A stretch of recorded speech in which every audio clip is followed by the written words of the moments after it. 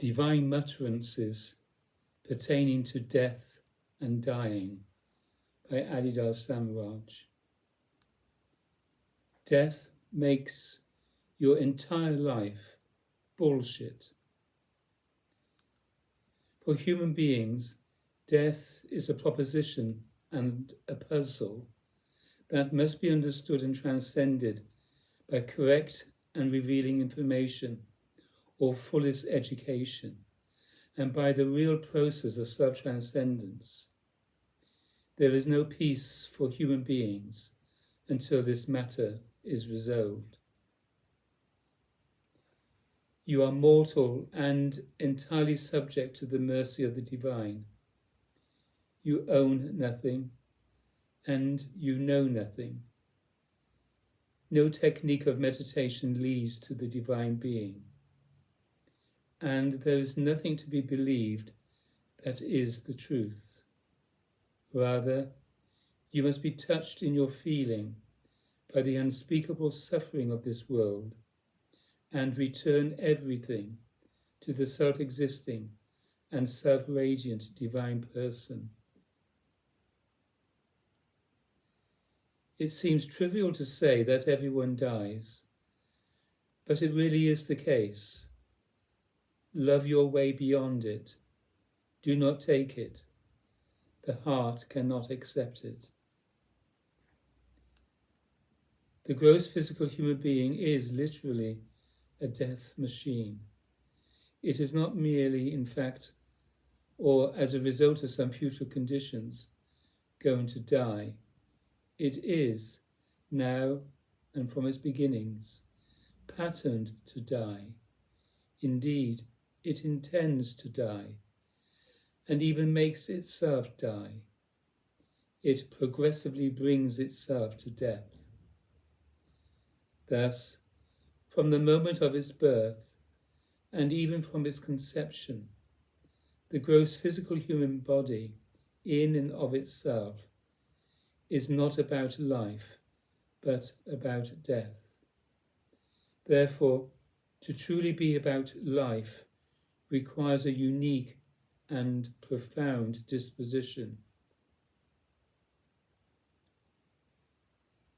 When the death time comes, you do not know necessarily, but the body-mind complex knows exactly how to do it and is completely capable of it. So death is no big deal. Living is the big deal. Transcending egoity while you are here, while you are alive, that is the big deal. Realize the wonder, the eternal unknowability of the totality of existence, and fear of death is transcended. Everybody dies from time to time and simply falls into the subtler atmosphere of the earth and is born again.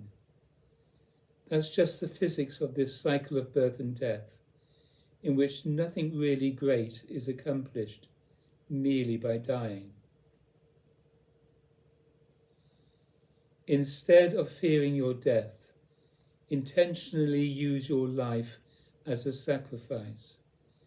Make it a right and positive sacrifice, a service of love, of compassion, without self-concern, not serving separate self, serving the ecstasy of the whole. Fear of death is fear of surrender to infinity. Learn to surrender, to exist at infinity while alive, and fear of death dissolves. Get up from bed and drop dead. The one thing you fear is death, because you are holding on to your egoic self. If you give up your egoic self by turning to me moment to moment, you die as the ego I. You transcend the physical and mental limitations of the egoic self. Real meditation is death. If you enter into it most profoundly, you must let what you fear happen. You must be willing to move into the shuddering that you know represents the last moment of life and the loss of consciousness in this particular form. Ultimately, you must be able to let meditation be that profound. Death is utterly acceptable to consciousness and life. There has been endless time of numberless deaths, but neither consciousness nor life has ceased to arise. The felt quality and cycle of death has not modified the fragility of flowers, even the flowers within the human body. Therefore, one's understanding of consciousness and life must be turned to that utter, inclusive quality, that clarity and wisdom, that power and untouchable gracefulness this evidence suggests. We must cease to live in a superficial and divided way, seeking and demanding only consciousness and life in the present form we grasp, avoiding and resisting what appears to be the end of consciousness and life in death. The mystery or happiness is greater than death. Everyone who has ever lived has died, but the mystery goes on and on. The conditional world passes.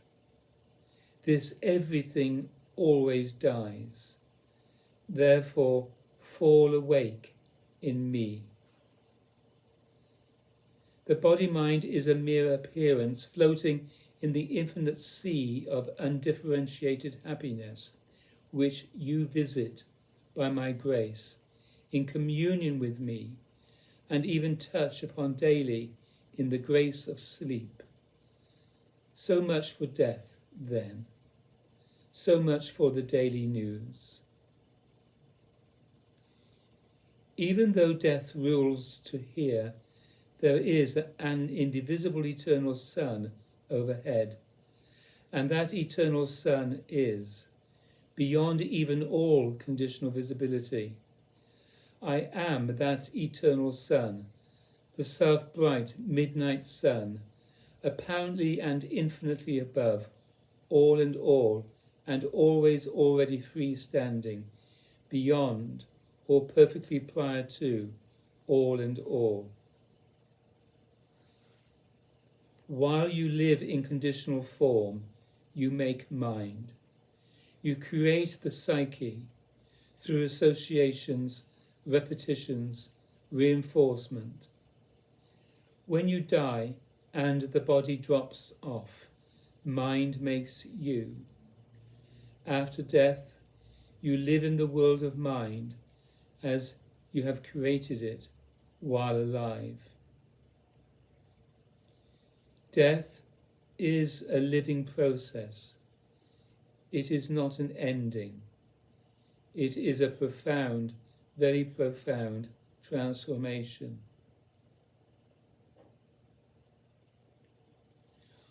Above all, tension and fear must be relaxed during the death process, as it must be in the case of a woman in childbirth. You must relax and release, as when going to sleep, in a feeling of deep trust, love, and surrender to the divine reality on which the process depends. There is truth, but you have to deal with death. If it does not touch death, then it has nothing to do with truth. Truth has to deal with death now, because now is a potential moment of death. You must participate in death, and it is best to become congenial with it while alive. Begin to become involved in death as a psychic event, an energy event, and in due course be relieved of your fear through the entire process in my avataric divine company. Therefore, in order for death to be an ecstatic transition for you, you must not only study and prepare for the specific and terminal process of death itself, but while alive, you must also devote yourself to an ecstatic or ego-transcending way of life. If you practice ego transcendence while alive, through the practice of the way of Adidam that I have revealed and given to you, then the physical event of death is just another moment of a process that you have engaged all the while. I want to wake up every being into this ecstasy in the midst of death. What I have to say to anyone who is immediately facing death is the same as what I have to say to all. All are confronting the same situation. Life is brief and mortal, and you cannot make it not be brief and mortal. But you can change the purposes by which you live and stop living the egoic purposes and stop living for egoic purposes. You can become a renunciate and live a divine life. If you think death is a semicolon, take a colonic. Da.